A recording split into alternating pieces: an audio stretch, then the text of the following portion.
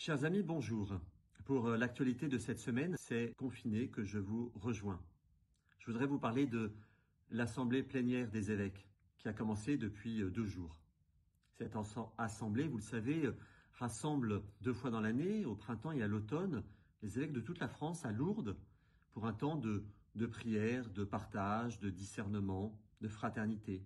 Cette année, elle doit se vivre en visioconférence et malgré la visio, beaucoup de choses arrivent à se vivre, même si la présence réelle, la rencontre des personnes manque.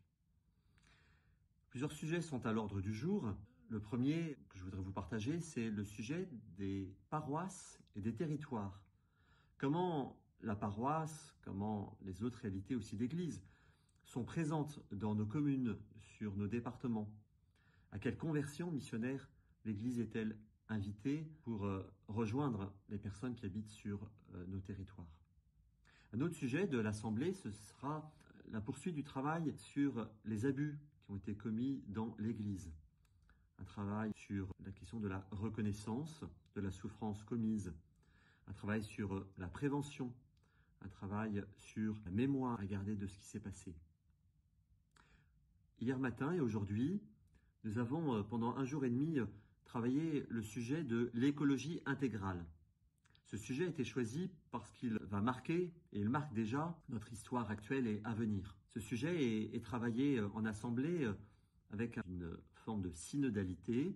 Chaque évêque est accompagné par 2 personnes de son diocèse, ce qui permet d'associer le plus grand nombre de personnes à ce sujet et d'élargir notre réflexion qui se vit pendant l'assemblée. Cultiver la terre et se nourrir. Alors nous nous sommes mis bien sûr à l'écoute du monde agricole, du défi que portent beaucoup d'agriculteurs, de la question de l'innovation. On a entendu beaucoup de paroles d'espérance, alors que nous le savons bien, c'est un lieu comme d'autres, marqué aussi par la souffrance et un nombre de difficultés. Un agriculteur a fait une intervention remarquée en associant les 2 textes récent du pape François, Laudato Si, son texte sur l'écologie intégrale, et Fratelli Tutti sur la fraternité et l'amitié sociale. Fraternité, écologie, tout un programme.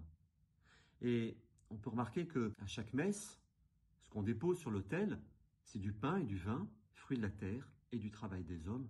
Et ce pain et ce vin, par la consécration, par la descente de l'Esprit Saint, vont devenir le corps et le sang du Christ. Fraternité, écologie, c'est ce que réalise chaque Eucharistie, c'est ce qu'annonce l'Église. À bientôt. Chers amis, bonjour. Pour l'actualité de cette semaine, c'est confiné que je vous rejoins. Je voudrais vous parler de l'Assemblée plénière des évêques qui a commencé depuis 2 jours. Cette assemblée, vous le savez, rassemble 2 fois dans l'année, au printemps et à l'automne.